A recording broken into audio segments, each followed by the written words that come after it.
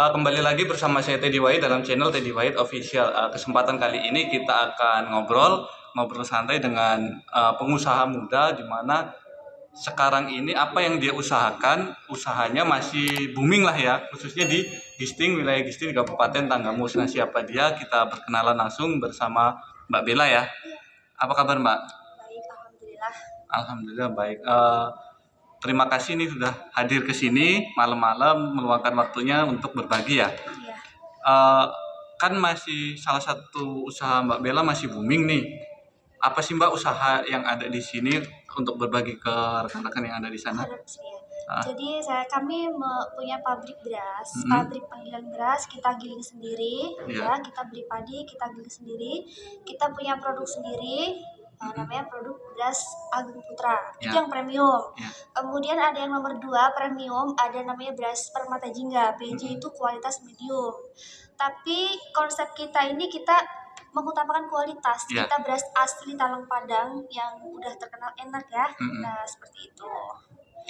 Nah, sebelum kita jauh berbincang mengenai kualitas berasnya, mungkin sedikit ya, boleh tahu kan mengenai awal mula sih, kenapa nih masih di usia muda, usianya berapa?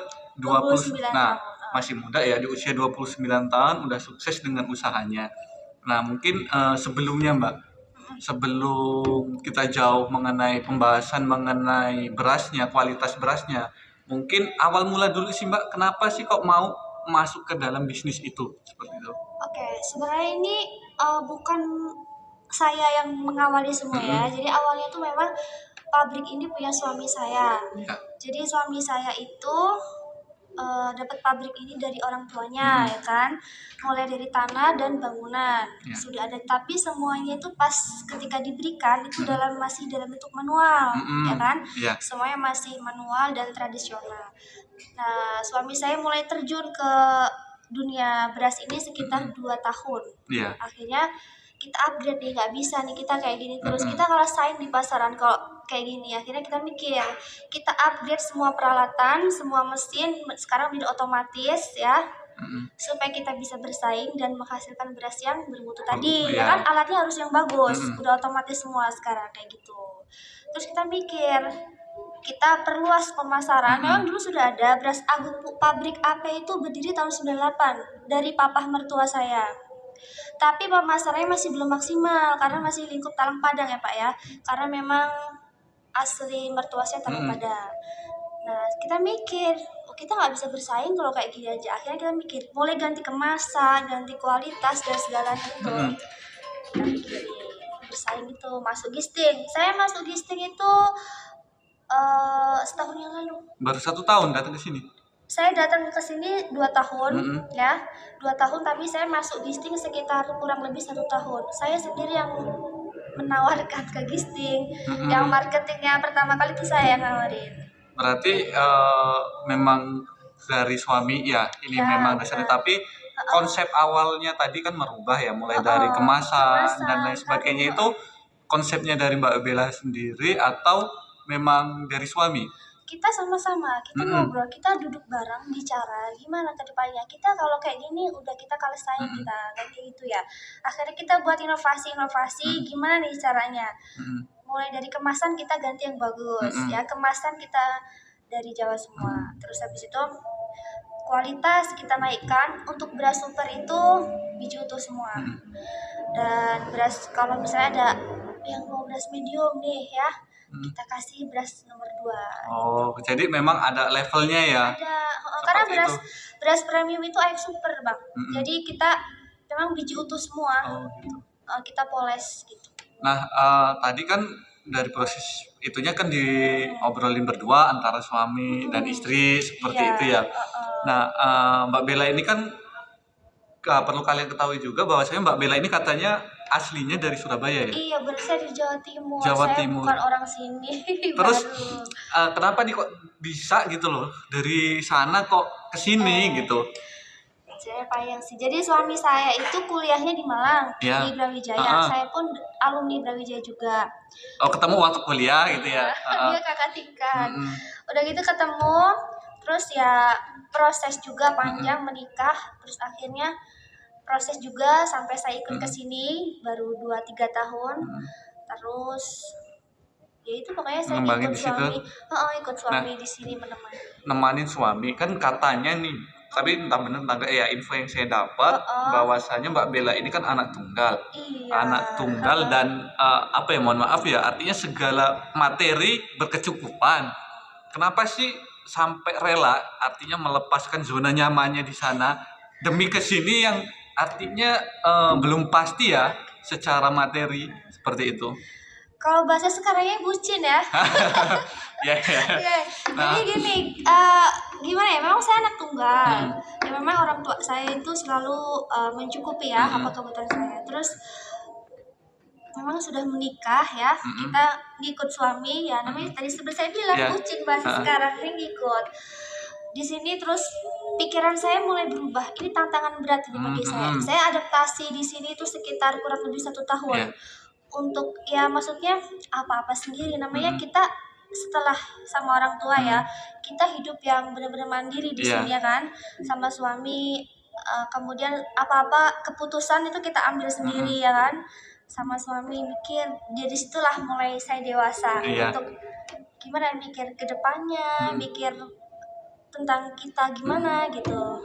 Nah, Seperti itu. artinya buat kalian semua tentunya ini pembelajaran ya buat kita semua, di mana kita belajar dari Mbak Bella ini secara finansial, artinya Mbak Bella ini sudah berkecukupan tetapi berani ya mengambil peluang ya. Berani dong. Peluang yang ada bersama suami ya, tentunya memulai kehidupan baru ketika setelah menikah ya. Iya, tapi memang suami saya itu kan orang Lampung ya. Iya. Dia itu diberi oleh papahnya itu pabrik tanah dan sebagainya seperti itu. Cuman kan kalau Dikasih modal awal ya. kalau nggak dikembangkan kan ya nggak maju Iya, ya nggak benar. Mas. Kita dikasih bangunan, dikasih tanah. Kalau kita nggak mikir ya mau diapakan semua ini kan ya percuma aja. Nah dari situ kita mikir tantangan terberat ini gimana ini kayak gini gitu kan. Dari situlah kita mikir mulai dari perbaikan mesin, perbaikan alat, kemasan, pemasaran, bahkan sampai saya akhirnya bertemu dengan manajer pemasaran. Itu juga prosesnya panjang itu kan, masih bisa sampai sekarang kayak gini. Sampai akhirnya saya kerja sama Gojek, Gisting. Itu juga apa ya? Kayaknya jalannya udah dibuka sama yang kuasa. Nah, tentunya nih kita lihat semua, kita lihat bersama ya.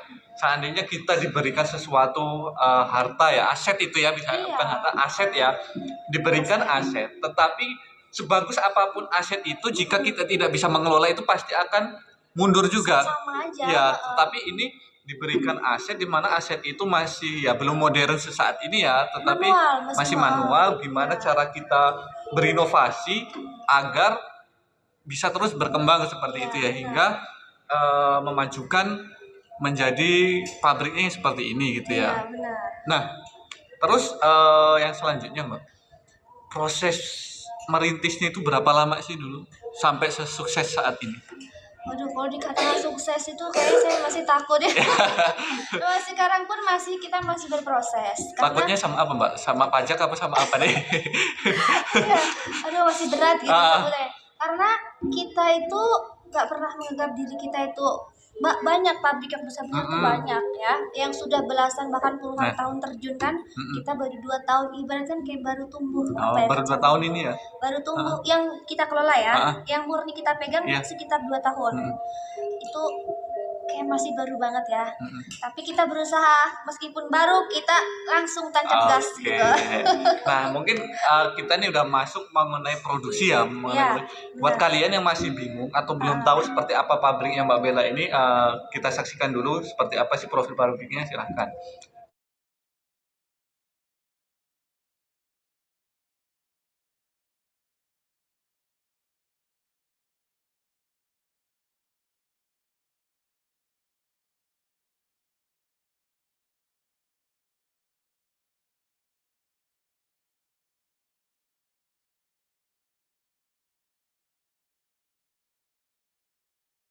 Nah, itu tadi sebuah profil cuplikannya ya, keadaan pabriknya Mbak Bella.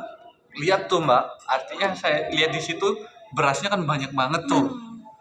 Iya kan? Ada berapa karyawan di situ? Di situ Kalau masuk semua sekitar ada 9 sampai 10 orang. Mm-mm. 9 sampai 10 orang yang memang kerja di dalam pabrik. Mm-mm. Terus kadang di luar ketika lagi panen raya ini, Mm-mm. kita nambah karyawan baru karena buat jemur itu butuh tenaga ekstra. Karena satu hari jemur padi keluar itu sekitar 20 ton. 20 ton Dijemur pemadaran ya. Masuk ke pemadaran itu 20 ton. 20 ton.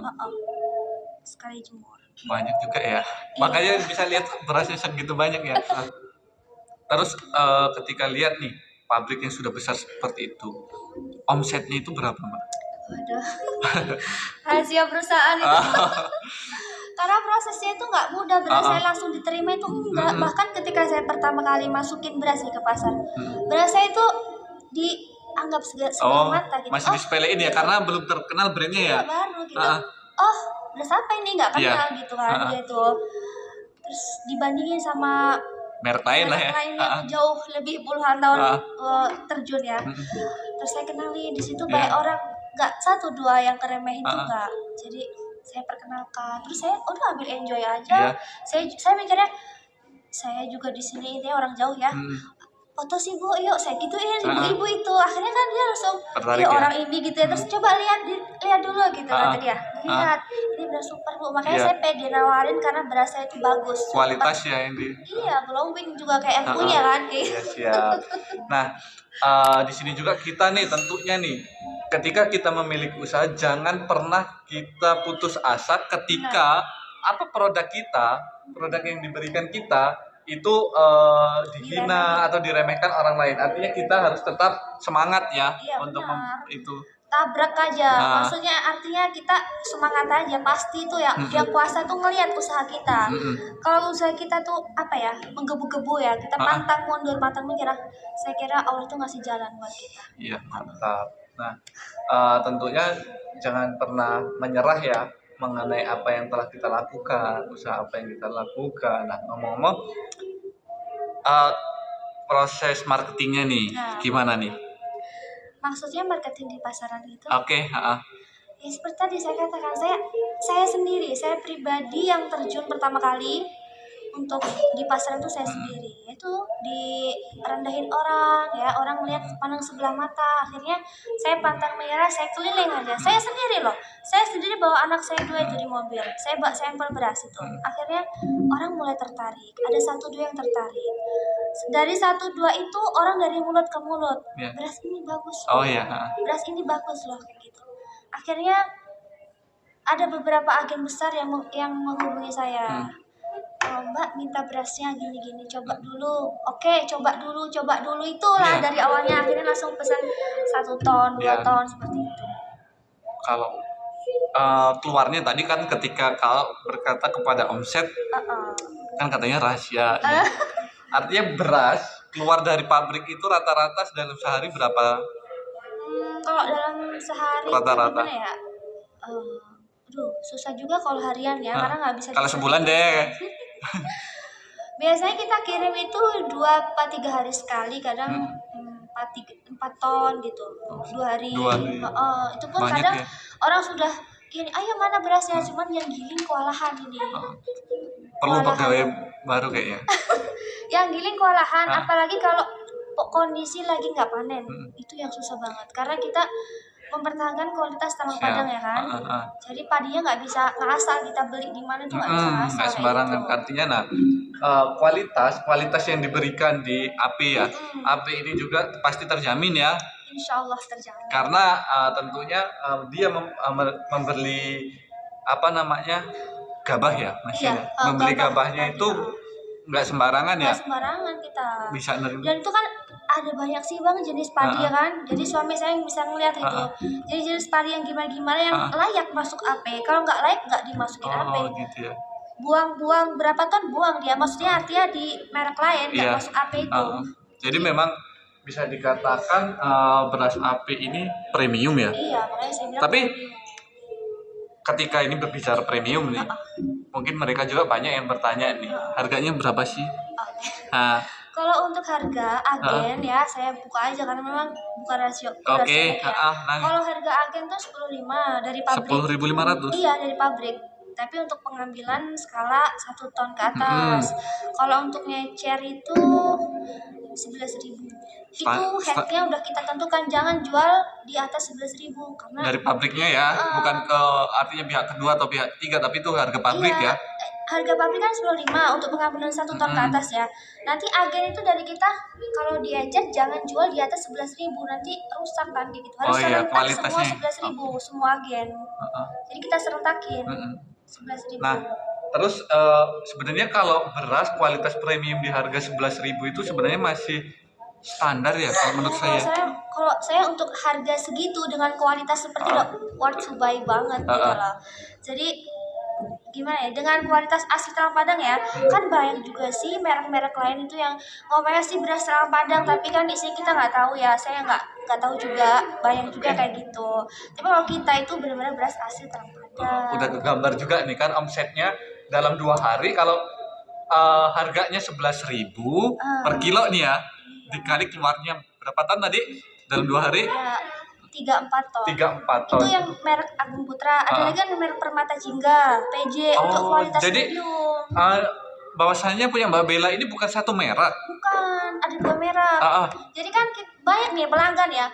Aduh, keberatan beli harga segitu. Saya maunya yang agak murah tapi yang enak. Kan rata-rata ibu-ibu nih ya, yang murah tapi enak. Kualitasnya bagus gitu ya. Iya, saya mikir kayak mana murah tapi enak gitu. Ya udah kita bikin merek baru seperti itu. Tapi memang kualitasnya nggak utuh-utuh kayak Agung Putra. Medium. Dia ada yang pecah-pecah. Tapi kan perbandingannya berapa persen nih kira-kira? Aduh, kurang paham ya gimana ya. Saya rasa nggak begitu buruk sih. Kualitasnya. Kualitasnya masih bagus kalau kata saya. Saya pun juga. Harga berapa tuh yang medium? Permata Jingga PJ untuk agen 1 ton ke atas 95. 9.500. Kalau ecer 10.000. Oke, nah bolehlah ya nanti kita jadi agen juga ya. Boleh nggak? boleh. boleh. Nah kan sudah kegambar nih, berarti kalau seandainya dalam 2 hari keluarnya 3-4 ton, dan dengan harga segitu omsetnya ya bisa kalian hitung sendiri lah ya, hitung sendiri tuh pasti banyak banget kan. Nah dari situ memang tapi untuk mencapai itu kan tidak mudah ya. Nah, banyak prosesnya, banyak halangan atau rintangan yang dihadapi itu apa buat artinya kita sharing di sini mungkin dari teman-teman yang melihat ini inginlah memiliki usaha, tapi kan ya namanya usaha pasti tidak semuanya pasti berjalan mulus ya. Jatuh bangun. Ketika kita memiliki usaha, jatuh di pertama aja kita udah nggak mau bangkit, gimana mau seperti sukses kayak Mbak Bella ya. Awalnya aja jatuh juga itu diramahin orang, rasanya aduh sakit hati banget. Nggak pernah saya kayak gitu. Akhirnya tapi ya udahlah, tekad saya memang usaha kayak gini, nggak ada yang langsung instan langsung sukses seperti yang orang kita lihat orang ya, nggak ada kayak gitu. Jadi itu yang memotivasi, saya harus bisa, bismillah lah haula gitu kan. Akhirnya minta restu orang tua juga nih. Doa orang tua tuh penting nomor 1 bagi saya. Benar, orang tua itu jangan, masih ada ya orang tua ya. Alhamdulillah masih sehat. Nah intinya itu benar, restu orang tua, dan kita sebagai anak jangan sekali-kali artinya apa ya, berani membantah atau berani menyepelekan orang tua, karena suksesnya kita pasti karena doa orang tua. Kita itu bukan apa-apa tanpa orang tua ya. Nah terus untuk masyarakat Gisting nih, seandainya masyarakat Gisting ingin order berasnya itu bisa kemana sih Mbak? Kalau masyarakat Gisting mau order, pertama kalian bisa langsung ke Om Kojek Gisting. Itu free ongkir itu. Udah nggak ada ongkir. 11.000 free ongkir, dianterin sampai ke dapur Anda. Itu Kojek. Banyak juga agen-agen ya, tapi di Gisting banyak juga. Saya sering yang aktif tadi ya, saya Kojek itu kayaknya 1 kintal ya, barusan agak malam tadi saya. Nah ngomong-ngomong soal Kojek nih, yang Kojek kemarin udah ada podcastnya, kalian bisa lihat lagi di channel ini ada. Nah jadi buat kalian pengguna Kojek, bahwasanya yang pertama bisa kalian segera update aplikasi kalian baik di Play Store maupun di App Store untuk diupdate, karena tentunya akan ada pembaruan fitur yang itu lebih keren, lebih cakep, dan lebih menarik. Seperti apa itu nggak akan kita jelaskan ya, biar mereka langsung update sendiri ada apa di situ, biar penasaran, nanti kalian bisa langsung lihat seperti apa sih perubahannya dan keunggulannya. Tadi ya ketika kita beli beras menggunakan Kojek free ongkir nih, itu di mana aja ya? Apa Bang? Di mana aja ya? Di Gisting ya? Di Gisting untuk Gisting sekitaran Gisting free ongkir. tapi kalau untuk daerah jauh saya rasa Iya, ongkirnya iya. mahal. Karena lokasinya Iya. jauh seperti itu. Kalau Padang soalnya bisa order by Gojek, bisa juga banyak agen kita yang tersebar di pasar-pasar juga. Banyak ya. Nah terus itu ya, pokoknya kalau untuk wilayah Gisting bisa langsung ke Gojek. Kalian yang belum punya aplikasinya bisa install aplikasinya di Play Store maupun di App Store. Di situ selain beras juga ada makanan dan produk-produk lain yang kalian tentunya bisa manfaatkan lah. Kalau masih bingung seperti apa Gojek, nah kalian bisa lihat nih nanti di video-video yang ada di channel ini. Ada kok di situ nanti akan dijelaskan seperti itu. Kita itu, aku mau jelasin juga, kita tuh ada juga beras zakat loh. Nah, jadi buat semuanya kayak ya. gimana tuh? Jadi gini ya, kan selama ini orang kalau mau zakat itu nimbang sendiri pakai plastik ya. Kalau menurut saya itu kan kurang keren gitu ya. Kalau sekarang kita tuh melihat tampilan yang paling nomor satu. Jadi kita menyediakan beras zakat, ada karung zakat ya, kemasan 2,5, 2,7 sama 3 kilo. Oh, beda-beda ya? Iya kan biasanya orang ada yang kurang mantap nih, 2,5 mau ditambahin lagi. Iya, kita nyediain gitu. Nah itu udah ada di pabrik kita, jadi langsung misalkan sekeluarga ada 4, beli karung zakat 4 ya, yang kemasan 3 kilo gitu bisa, langsung order aja. Oke, jadi aku lanjut ya. Jadi di pabrik kita itu nggak cuma beras 5, 10, sama 25, kita juga menyediakan beras zakat supaya orang-orang tuh mudah. Tujuan kita memudahkan orang lah ya. Ada kemasan 2,5, 2,7 sama 3 kilo. Ya kan, jadi itu tergantung selera ya. Serat mau berapa kilo gitu. Jadi satu keluarga misalnya ada 6 nih, saya mau 6 karung zakat, langsung kita antar mau kemasan berapa gitu. Nah untuk harga, kalau zakat itu kita isi beras premium ada, kita isi beras medium ada. Kalau untuk yang premium karena karungnya kecil dan mahal, itu ngambil dari pabrik udah 10.800. 10.800. Itu grosir agen kan, untuk 1 ton ke atas. Tapi kalau untuk ngecer itu kita patok 10.500. Nah itu kan mengenai harga yang zakat ya, tadi ada kemasannya dari kok 10.500, 11.500. Iya. Oke, nah jadi di sini ada untuk kita ya ketika kita mau melakukan zakat. Nah di sini sudah ada juga kemasan yang dimana itu 2,5 kilo, 2,7 dan 3 kilo. Jadi tinggal sesuai selera. Seandainya nih kita yang 2,5 takut nih nanti ketika ditimbang lagi ya namanya di jalan ya kita nggak tahu. Tapi jangan khawatir, kita selalu pakai timbangan digital. Semuanya digital, jadi insya Allah timbangan akurat tuh, jangan khawatir. Terus presanya tuh nggak dijahit tapi dipres pakai alat otomatis. Oh, jadi bukan jahitan, jadi nggak mau. Kalau jahit kan masih bisa tuh biji-biji beras keluar. Kalau ini nggak ya? Otomatis semua. Jadi kita benar-benar dari kemasan premium, isinya juga premium. Oke. Nah terus mengenai beras tadi Mbak, kalau itu kan yang kemasan zakat.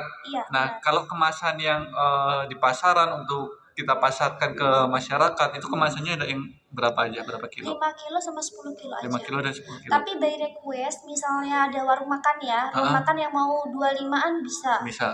Dalam jumlah banyak ya? Dalam jumlah banyak bisa. Bisa ya. Oke. Nah tadi mengenai Gojek lagi nih kita bahas.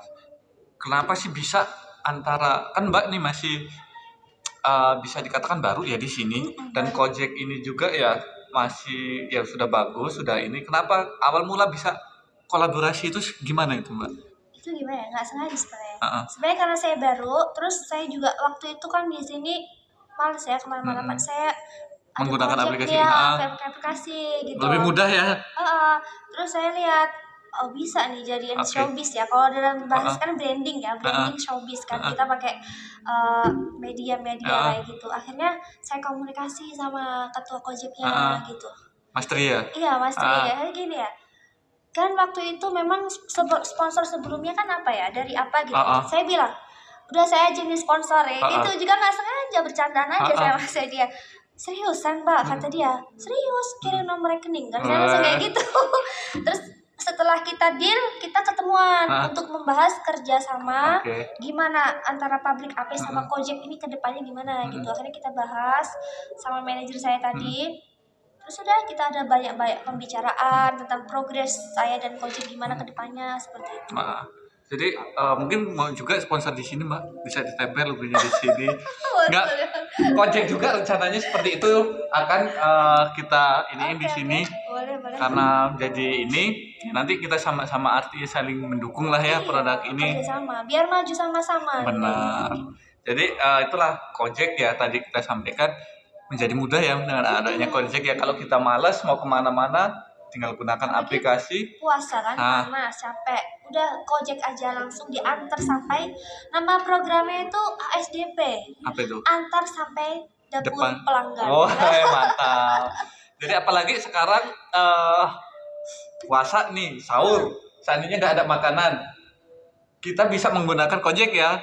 Bisa. Langsung aja jadi betul.